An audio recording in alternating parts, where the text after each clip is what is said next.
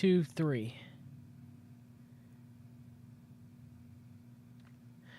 All right, everybody. Hope you're doing well. Welcome to We've Read the Documents Live. I'm your host, John Brisson. Tonight, I have with me excellent researcher and a fellow brother in Christ. You see him in the chats. One of my moderators, someone who I deeply respect. Carl Hassell. We're going to discuss some information, of course, of him being, you're a native Ohioan, correct?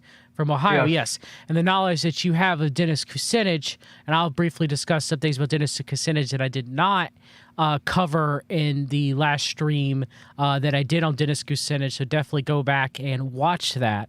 As well as we're going to discuss more of the push of psychedelics, and I'm going to discuss with Carl, I don't know if he saw, I think I did share this with you, the information that Rick Doblin stepped down from as executive director of MAPS, and we might discuss your thoughts on that as well.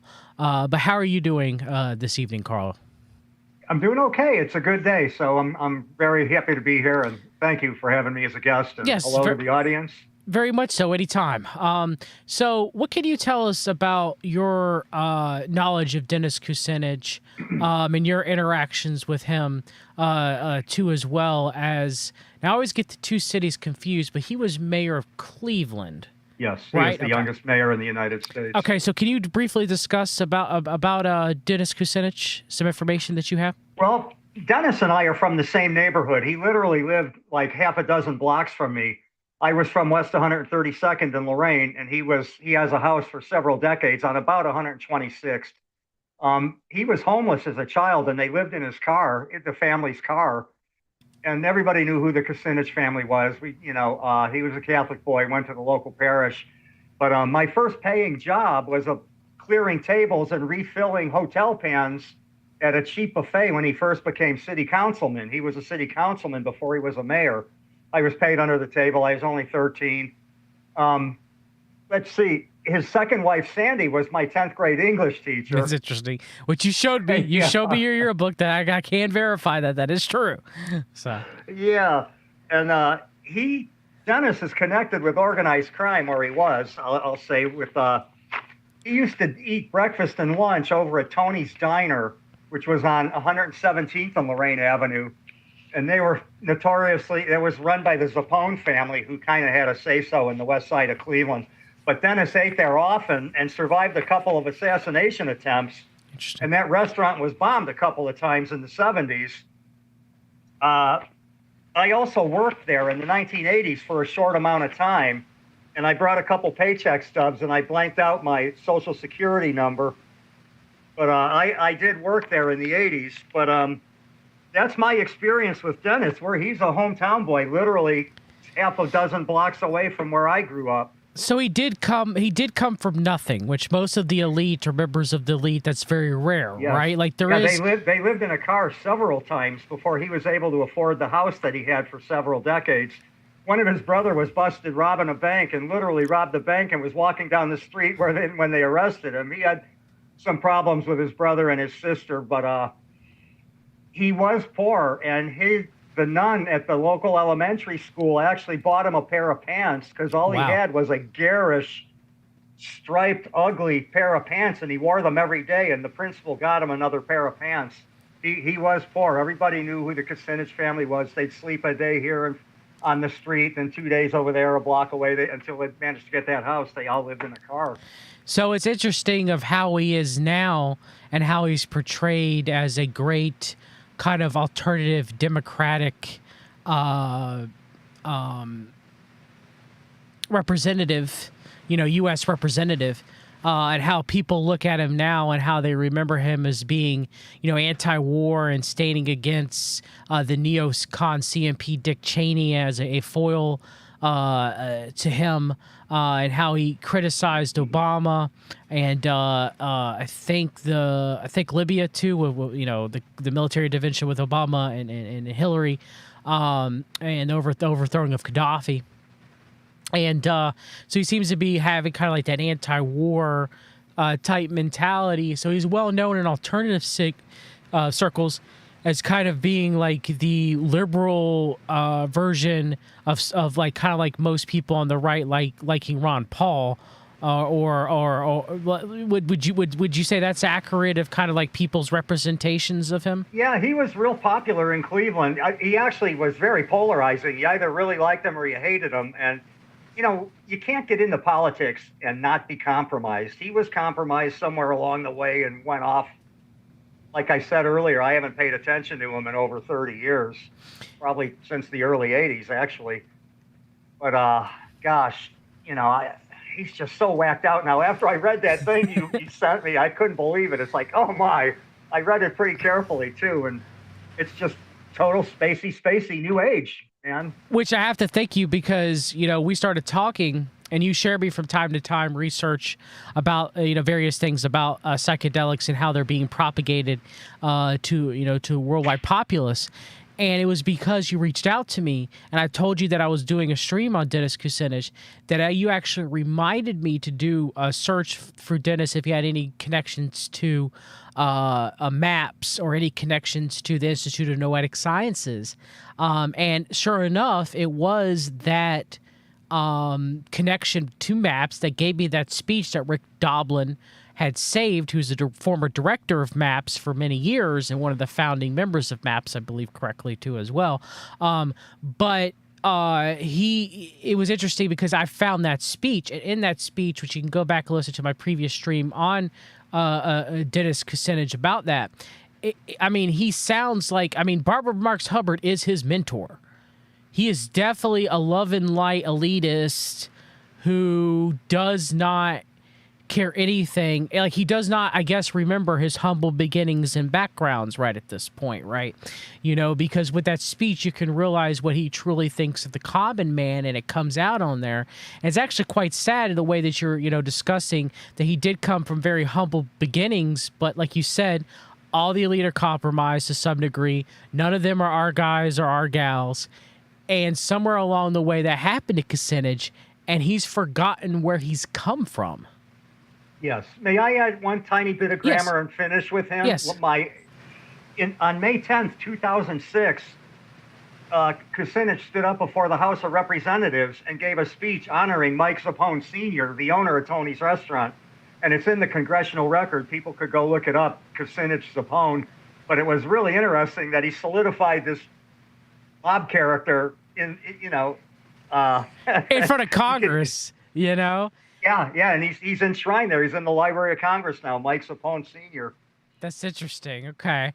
So that was May 10, 2006. So it's interesting, too, that I'm doing further research on Kucinich as well, but it's good to get that previous background for someone that knew him and knew of his family. Okay. That he also became really good friends sometimes around the 80s, because in the late 70s, that was when he was mayor of Cleveland, I believe, was around that time. Late 70s. And so in the 80s, he became really good friends with the New Ager Shirley MacLaine. Oh, God. So I don't know if that's when it started, if it started before then, because like you said, he had a Catholic upbringing, but now he's completely New Age. Like, he's abandoned any...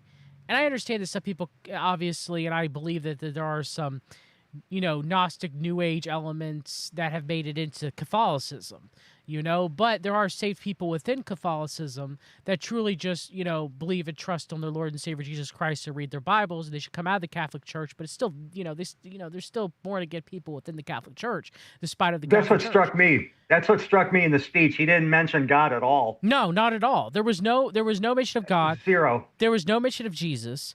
And I haven't heard either really come out of his mouth in the speeches that I've heard him and what I've heard him discuss for at least the past 2 decades. So again, that the proof's in the pudding. Like, if he was raised in, a Catholic school with a Catholic upbringing, he's at least aware of Jesus. He's at least aware of God. He's at least aware of the Bible. And, he's abandoned all that. He's abandoned all that for a New Age belief system, an elitist New Age belief system. And, it's sad because a lot of people now in the alternative media are looking up to people like Dennis Kucinich like to CFP Freemason Ron Paul, you know? And so, you know, you have Kucinich, who literally introduced RFK Jr., right? And I played his speech, and he's still talking New Agey in that speech as well, right? So for someone as you who knew him, it's got to be disheartening, especially with you being, you know, a born again Christian as well, to see he's him come a long way, man. Yeah, I know, to see him, you know, become this central figure, you know, that a lot of people still believe and look up to, you know. And again, we don't know when it happened.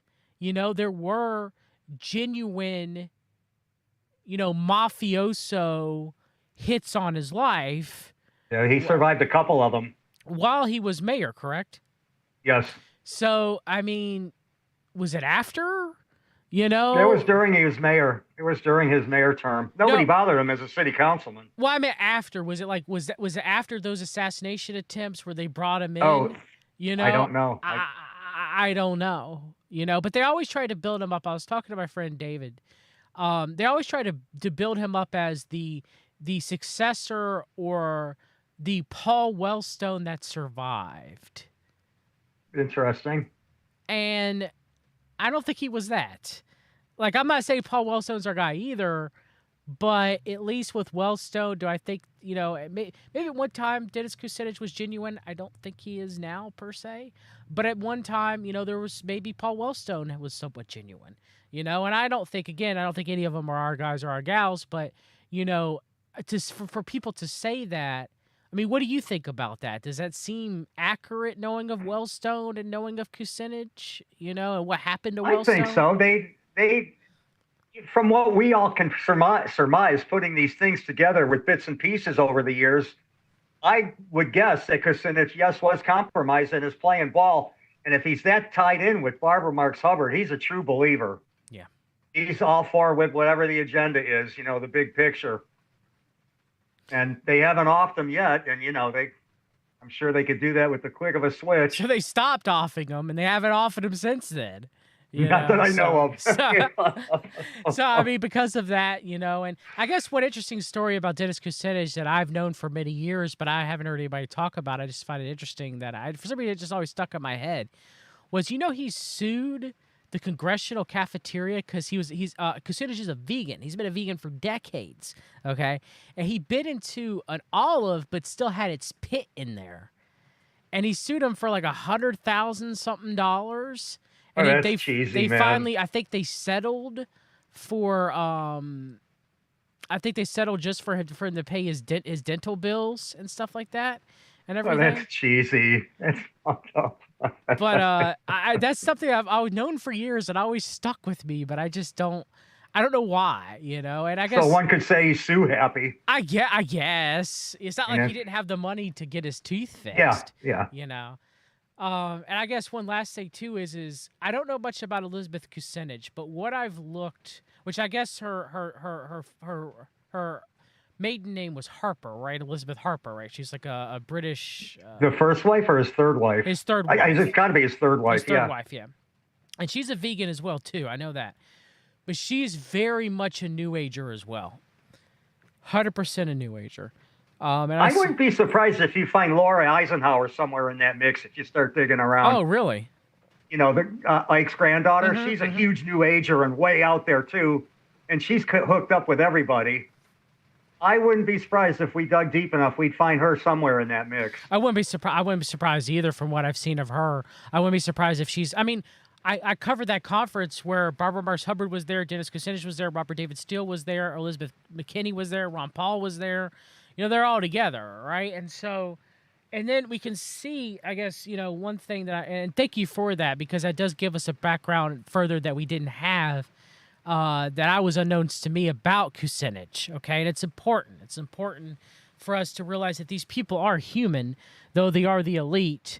And, you know, some of them, yeah, they probably have been initiated at birth, right? But some of them, like Dennis Kucinich, it sadly happened later on. And we need to kind of keep that in frame. We have to keep that in focus, you know, because they are people too, you know. And why Dennis is alive, yes, he serves Satan and propagates New Age beliefs. we should pray for him that he does come to God in Jesus, that, that he remembers some of the teaching and the Bible reading he had of old, and that, again, I guess in closing, that speech I read was from 2001, 2002. That's a long time ago to still have those views. Yeah. All right. So, but to pivot from maps, now you send me a lot of things now about psychedelic usage and the propagation of psychedelic usage that seems to be ramping up, that seems to be continuing. And some of it is quite alarming in the way that we know that Peter Thiel is a major financier of the use of psychedelics pharmacologically in combination with the metaverse, with or without the metaverse, in the United States. Okay. So what have you been seeing as someone who used to take psychedelics yourself? What are you seeing? What are you seeing out there more and more that's being pushed that seems to alarm you too as well, sir? Well, I don't have a problem with people that want to take psychedelics for whatever reason. I have a problem with people that get tax exemptions and start phony religions and use weaponized anthropology and academic fraud. I have a problem with people that promise psychedelics are a cure-all to every problem. We're seeing a lot of that now. There's ibogaine therapy, ketamine therapy, and there's ayahuasca retreats in South America and Mexico. And all of these things are costing an awful lot of money. And number one, they're not necessary. And number two, it's a complete fraud. And what I see it as racism in a way and cultural appropriation. I don't know why Westerners have to go to South America to get wisdom of the elders, quote, end quote, from people with bones in their noses that live in the jungle and wear feathers. What possible wisdom could these people have that that these Americans need to go there and partake in this? I see a lot of heavy advertising to women lately, really heavy hitting on the women for psychedelic therapy at home treatments, and also the Black community or people of color. They're calling it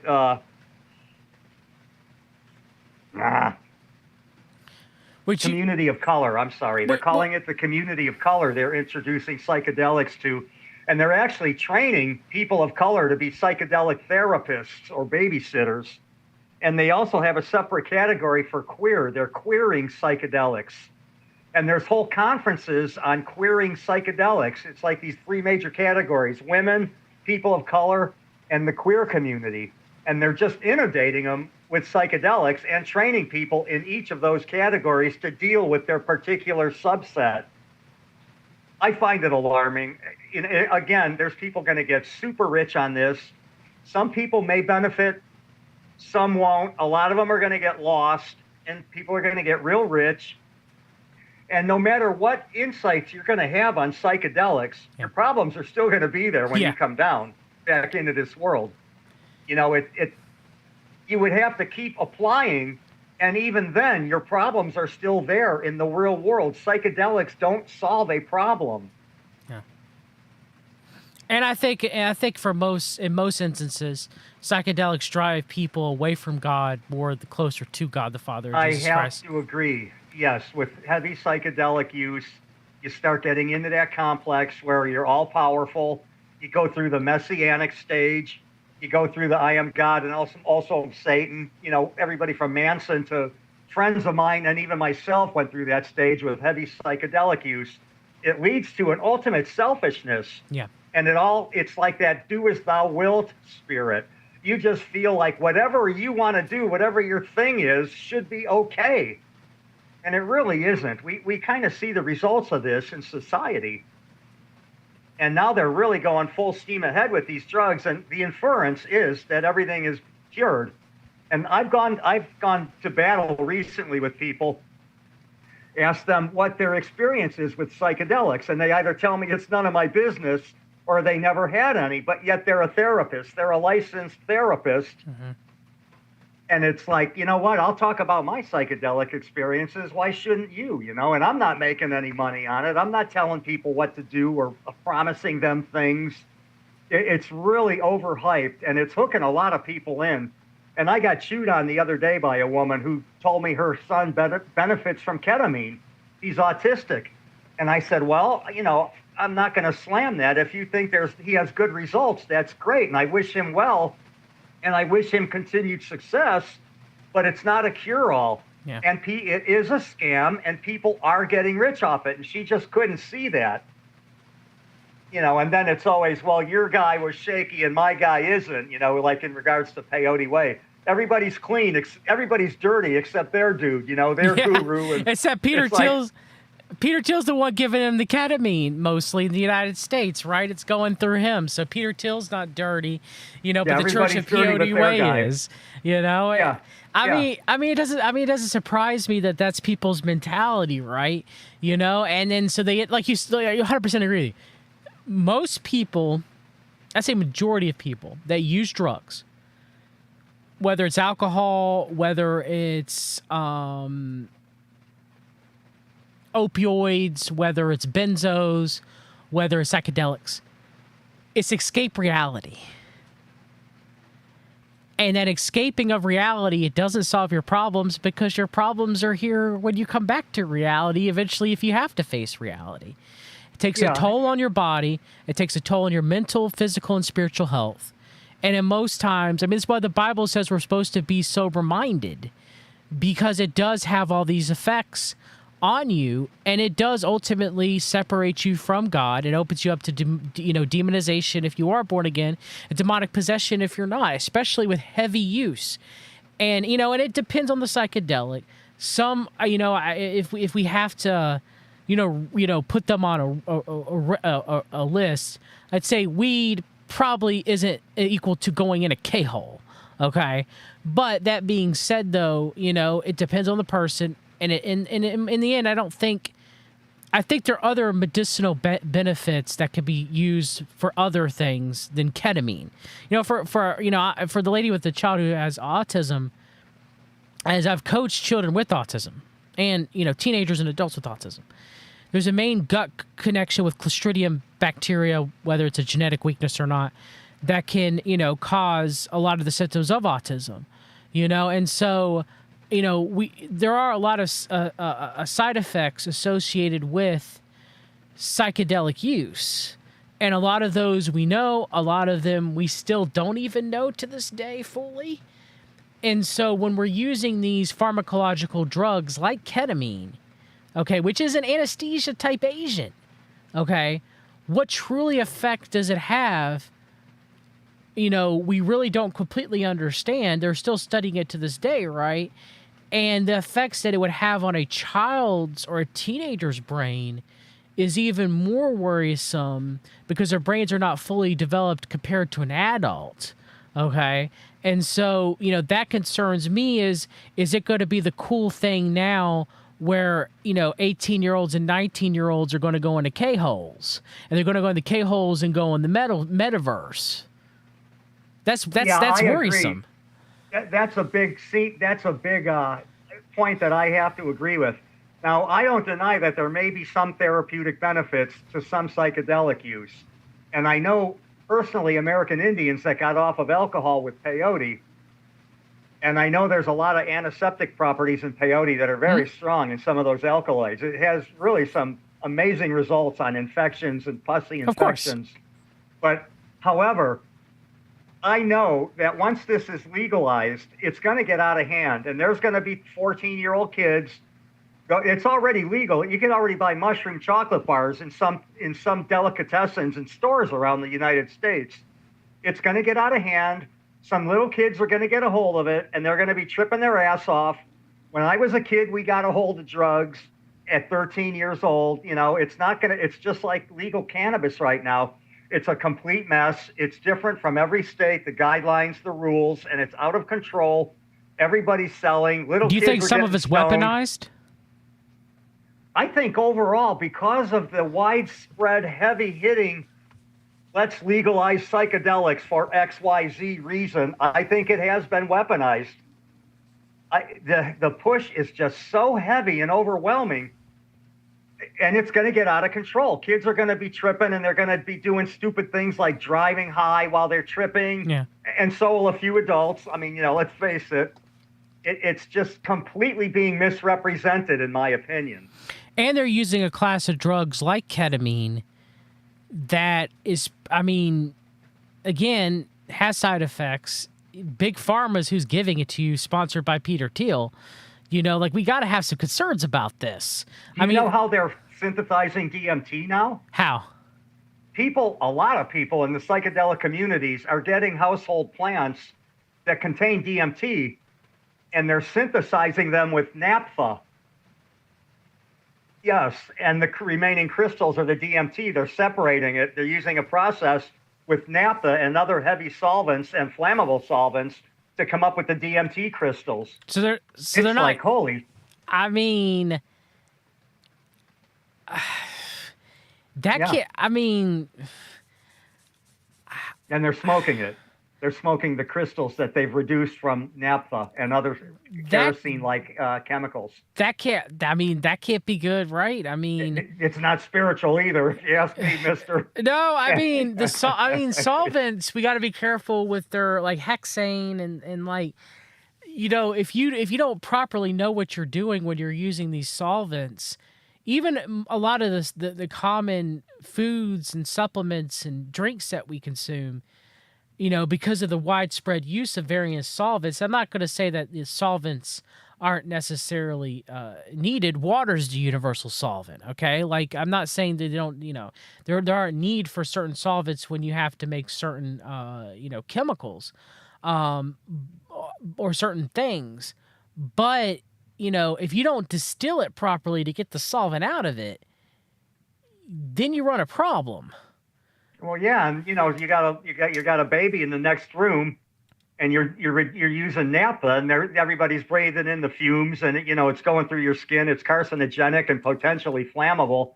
It is not a good thing. I recently was sent a film by a friend of mine of a woman smoking DMT. She's a hippie up north, and she thinks she's getting in touch with her ancestors and literally purifying her bloodline by smoking DMT that she's reducing with naphtha at her house. And I'm telling you, John, this 6-minute video is one of the scariest things I've ever seen.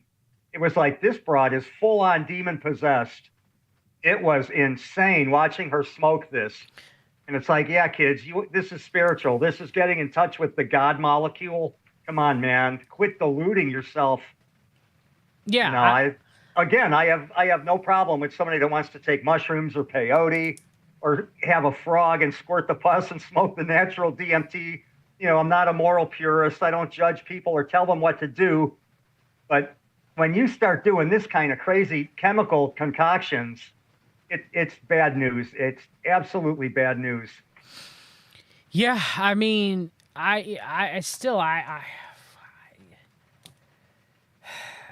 mean, it's why the Bible warns us of this, is pharmakia. You know, because it does come at a cost.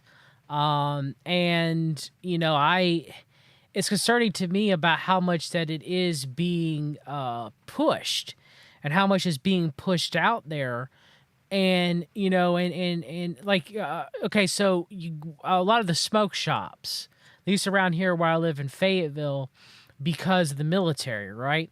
They've sold dubious things, drugs throughout the years to skirt the law, okay? And I'm not, like, saying that, like, the FDA is the end-all be-all either, okay? Don't get me wrong. I have many problems with the FDA. But I remember doing salvia because it was legal, getting it from a smoke shop.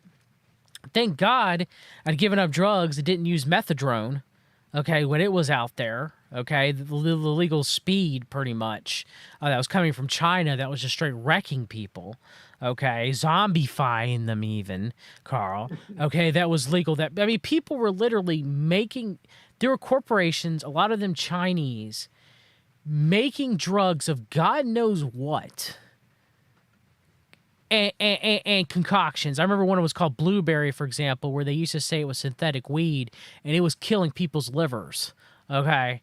And they were selling them to 18-year-olds, 19-year-olds, 20-year-olds. And I know they're adults, but your brain's still not developed at that time period.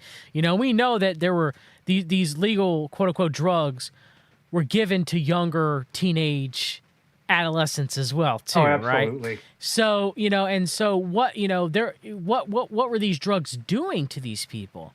And I know that they're selling, THC 8 now, Delta 8, Delta 9, Delta 10, and it's isolated. Okay, it's isolated, but most people aren't buying it from any like reputable like manufacturer or whatever. They're going to these smoke shops and they're buying the crudest Delta 8 distilled gummies that are cheap and full of high fructose corn syrup and crap, that they could possibly take to get high, right? And the thing is none of this is good. None of this is good for anybody, but it's being pushed out there through social media, through TikTok to the vagabond lost generation Z, and it's worse than me being a millennial. I mean, is it? Would you say this is worse than the baby boomers during the hippie generation? You mean the overall drug use and the promotion? Yes, and the Yes. types of drugs being Yes. promoted and how dark Yes. it is and everything like that. Not to try to glorify the 60s and the 70s, but No, I it's understand. different, Yes. right?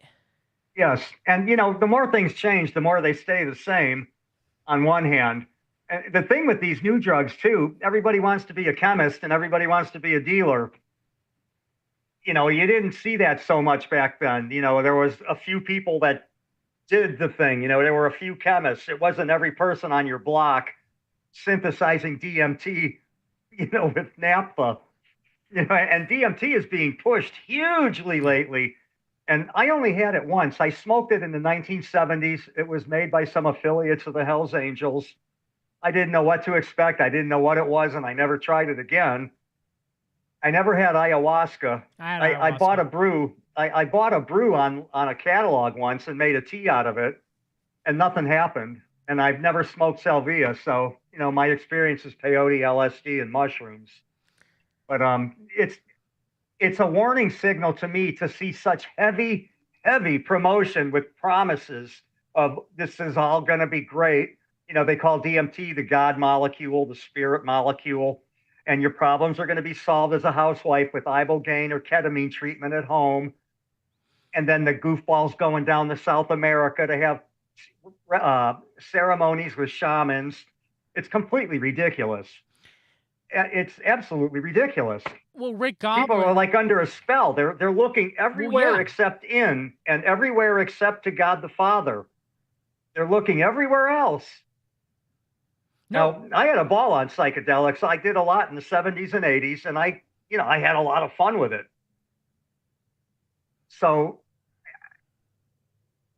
that, it's hard to it's hard to talk to people that haven't had a lot of experience with psychedelics because they're usually very scared. They heard all the three-eyed baby stories and that kind of stuff. Yeah. And the government knew that LSD use caused less chromosome breaks than heavy coffee use. They knew that in the 1950s, but they went ahead and allowed the three-eyed baby stories to permeate the 60s and freak the hell out of people, whether they took LSD or not. So it has that kind of stigma. It's really hard to talk about generally with people that have not had a psychedelic experience. You got their captain's wings, like 250 mics or 300 mics, and really went out there for a day and a half. But they were using LSD though for MK Ultra type experiments, though. We do have to discuss that. And the thing is, and again with LSD, your first hit of window pane acid, it could technically be your last too. Absolutely. Yes, it's not for everybody. Any psychedelic is not for everybody. It is, and that's how they're touting it now. This big sales pitch with the new psychedelic rollout. Yeah, it's all part of that new age deception.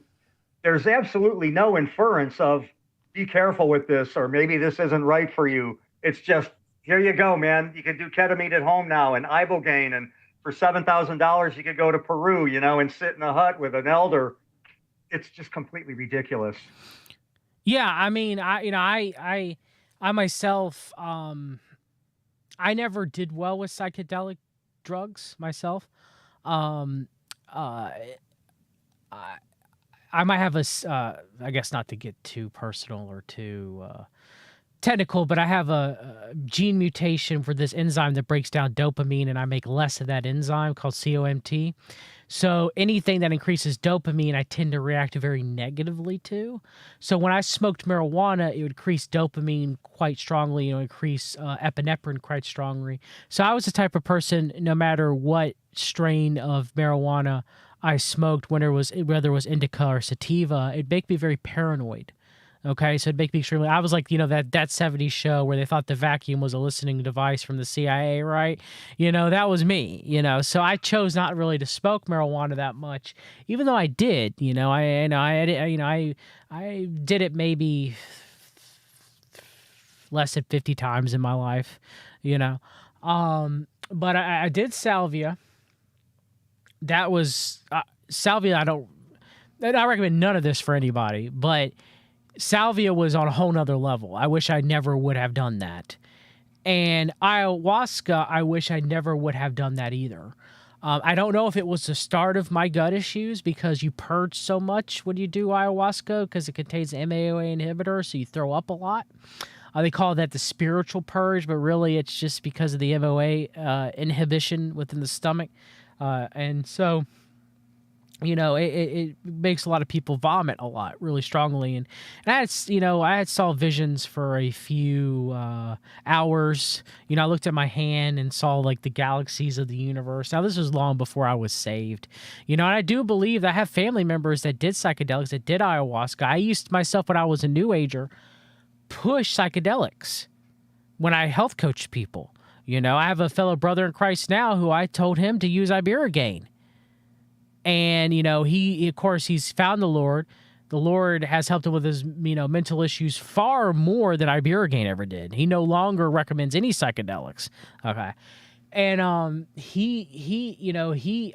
recommended it to him, because I thought I went with that mentality you're talking about. I think there's kind of like a principality involved with it. It could be the Kundalini spirit that people a spirit of divination or a Kundalini spirit, But there's kind of like a demonic principality, associated with pushing the psychedelic usage on people, to promise them the world. It will do, but there's a lot of drugs that do that. But most people don't think that alcohol is going to solve all their problems, like they might use it for comfort, but if you ask somebody, okay, if you become a drunk, is alcohol going to solve your problems? And I think 9.5 people out of 10 are probably going to tell you no. Hey, I wrecked my life and my health with alcohol, So I've finally got off of that shit. Yeah, and the thing is psychedelics, on the other hand, most people, unless they've had bad experiences with them, most people nowadays, the way it's being pushed, they're being like, well, it's okay. It's fine. Like, don't worry. It'll cure what ails you, mental illness. I mean, Rick Goblin literally said it will cure ketamine drips will cure PTSD in soldiers that have been through traumatic experiences. And literally, okay, so let's say you're on a mission. You saw some civilians get blown up tragically, right in front of you or whatever. So you go through that horrific event, okay? You have blood all over you, whatever. You have PTSD from it, okay? And all of a sudden you get put in a K-hole because it's now, maps with the military sponsored by Peter Thiel, right? And, now you don't remember that traumatic experience anymore, supposedly. And now you don't have PTSD, supposedly, anymore. And now you're shipped right back off to the battlefield. You know where this started, too? I've got 2 points here. Okay. Joey Jordan on Fox News, the soldier that lost his legs, he recently took what he called was a spirit walk on psychedelics. And I specifically asked him if that was at the Peyote Way Church, and he never answered me. Because they're the only ones that use the term spirit walk for the psychedelic experience. Mm-hmm. And Emmanuel Trujillo actually started using peyote to heal from war wounds and war trauma. And that's where he started doing the same thing. You see how it's all connected and all things old are new again. He was specifically using peyote with veterans to overcome trauma from war. And now we've got it all amped up with, better graphics and more money behind it now. I just see the same thing being played out again. And it's Very sad. interesting. It's sad because that's what they're pushing. And so they'll effectively make super soldiers through the use of psychedelics that never succumb to mental trauma. That's what they're pushing for. I don't think they'll ever reach that. I can't see functioning on psychedelics. I don't know how it can be done. I mean, I don't know, but apparently every time you have a traumatic experience in war, they put you in a K-hole, you come out of it, and you ship right back off to the battlefield. Oh, my. I didn't know that. I thought it was after you're done with your service. No. Rick Goblin was talking about you go through a traumatic experience, you have a field medic come out, put you in a K-hole, take you out of it, might have to do it a few more times, okay? And then you're right back on the battlefield because you no longer suffer through PTSD anymore. Oh, my. That's disturbing. I can't think of anything. I mean, that's one of the most satanic things I've ever heard. Yeah, you're basically reprogramming someone to kill with no conscience or whatever, or create carnage. Yeah, there's no. Yeah, you're right. They tried to inhibit the conscience that God has given them by using the ketamine, because I mean that's what, when a person has PTSD, there is some basis for the disorder that comes with the trauma, right? And I'm not saying that it's all good, obviously, for someone to have PTSD, someone who myself have dealt with a lot of trauma in my life, okay? But the thing is it serves for a purpose. And so if you negate that, if you negate that response that God has given us because of sustained trauma, okay, and completely put it off to the side, what does that do to a person's brain? What does that do to a person's soul? Like there are physical, mental, and spiritual applications to this. That's horrible. I mean, this is true spiritual warfare done on a populace and a mass scale if this becomes a thing, right? Sure, yeah. And the thing is I mean, Anika talked about in the chat, some say Viking berserkers took magic mushrooms to fight fiercely. And there is some data possibly to back that up. That is the case. But, are they going to give... This doesn't mean so therefore... Well, yes. But what I'm saying is that proof, like they used amphetamines on kamikaze pilots.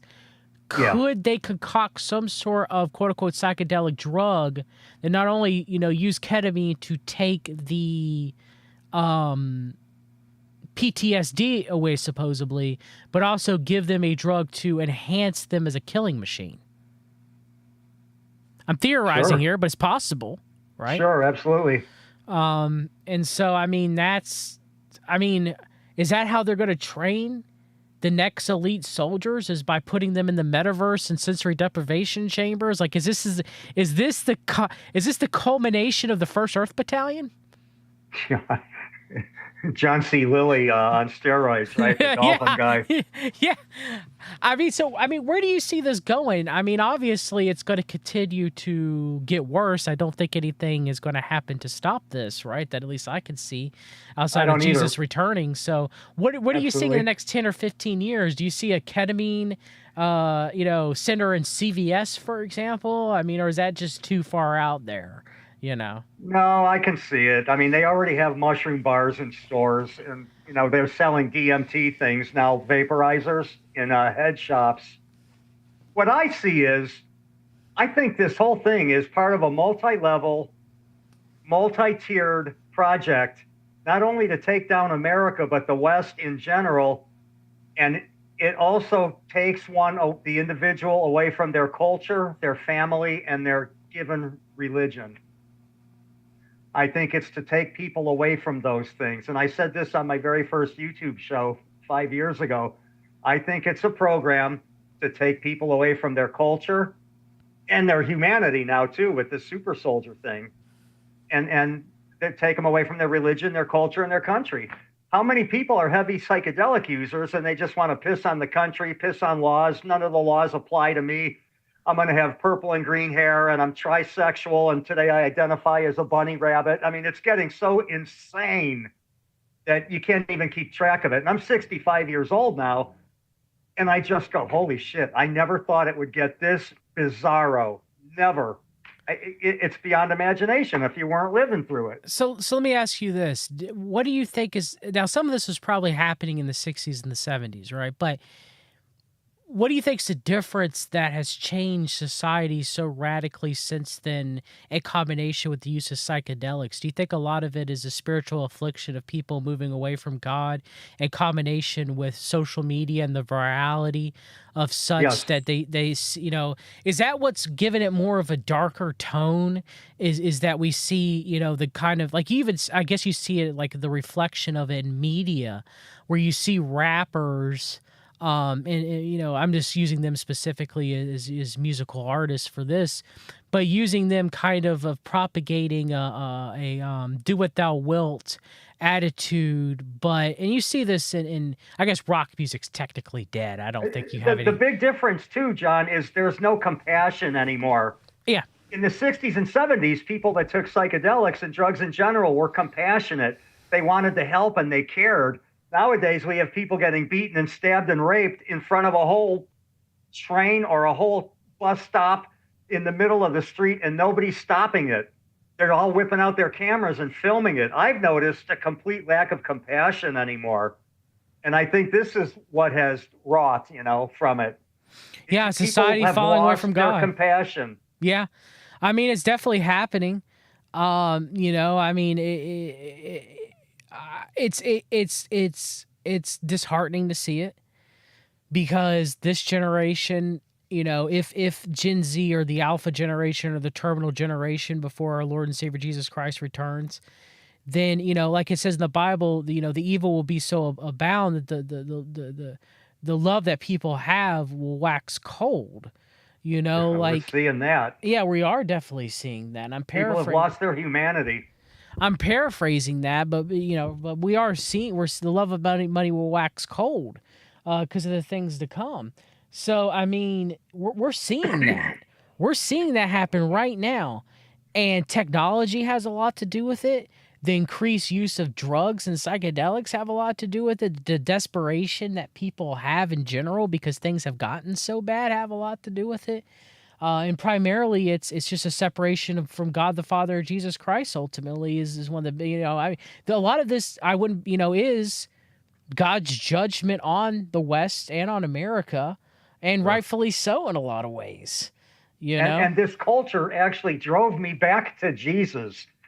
As I've told my family, my son and my wife, and I've told a couple of close friends, I lived that hedonistic, drug-filled, I don't give a shit attitude lifestyle for a long time. And I started seeing more and more contradictions and things that were ugly that I didn't really go along with, and some really nasty shit in the dark side of it. And it literally, that lifestyle drove me back to Jesus. Yeah. And I made a new commitment, And it's like every time I see these people, the ones that are tearing up Bibles and advertising satanic shit, it reaffirms my faith more. Just like seeing somebody drunk and falling around or nodding out on heroin, it reinforces my sobriety more. It's like, man, I don't want to go there. Thank you for showing me what can happen. It's like, absolutely, man, I agree. And a lot of these kids, just as much as I didn't, I will say this: my dad was a drug user, so he warned me sternly. I actually never touched anything until after his death when I was 18. I did not. I hadn't touched anything before then at all. I was completely clean and sober, and so he would warn me. He'd be like, "Look, none of this stuff is good. I've done almost all of it, and he's like, none of it is good, and none of it, will you find any value in, and none of it will bring you to God, and that, my generation now, raising, Generation Z, millennials as parents, there were a lot of Gen Xers and baby boomers that were our parents that didn't tell their kids that.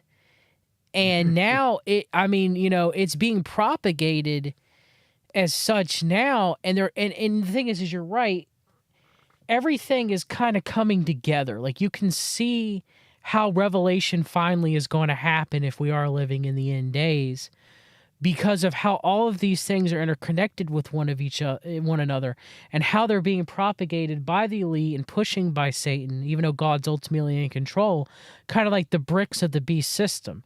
All right. So they're literally using psychedelics, and they're going to use it on a populace when things get worse than they are now.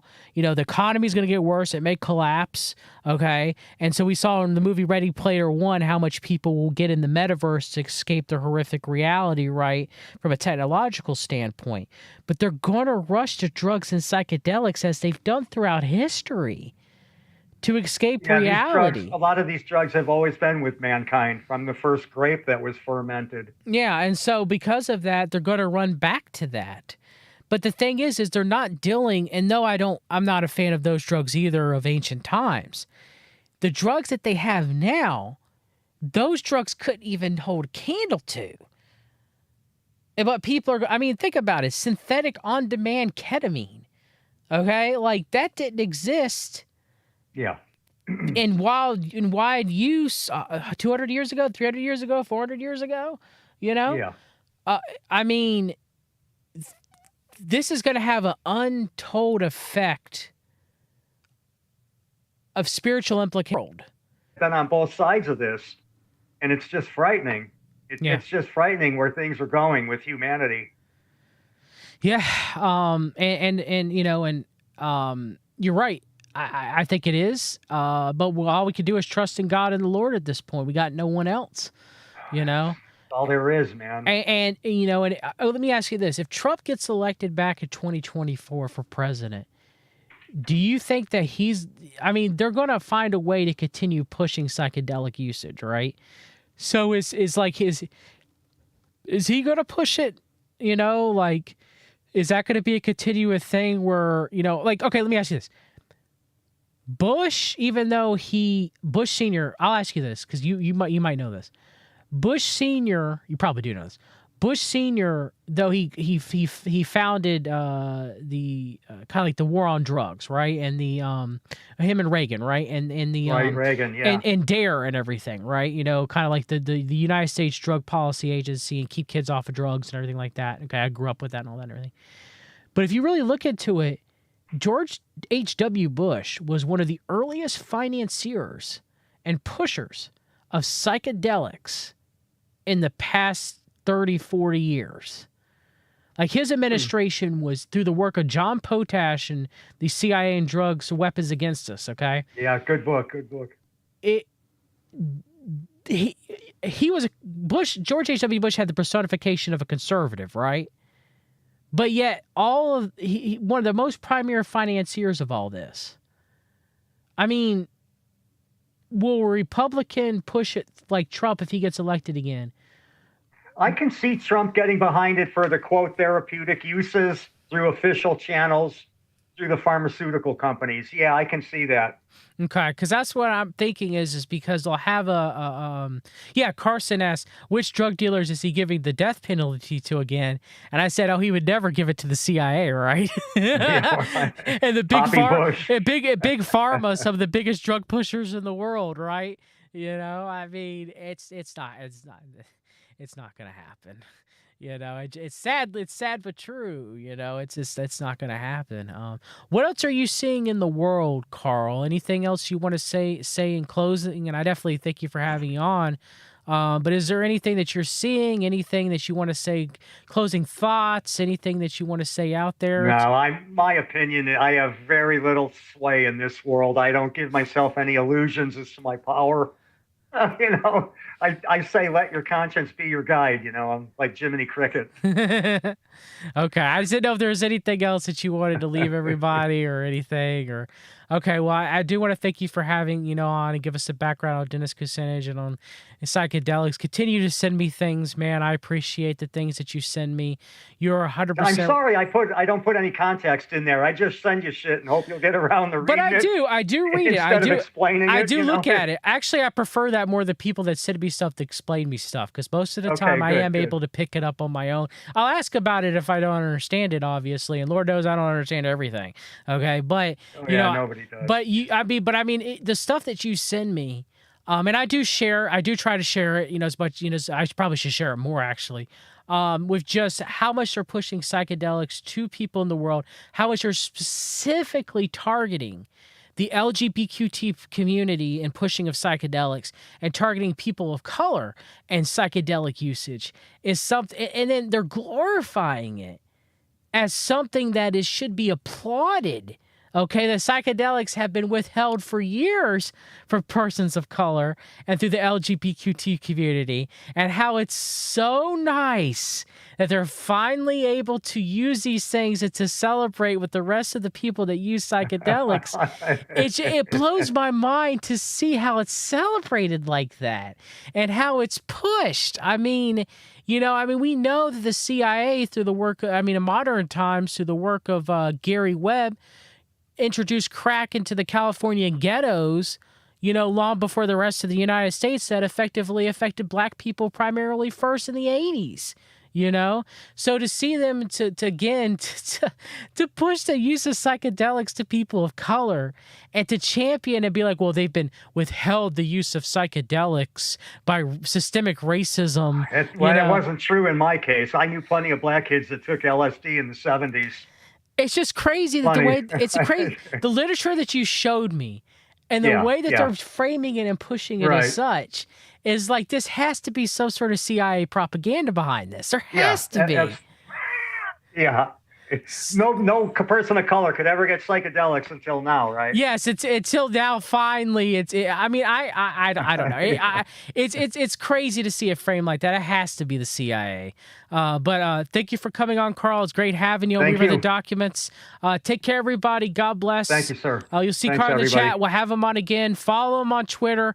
I know you had to get a new account, but definitely we got to add his followers back to him. Thanks, everybody. Thank you all.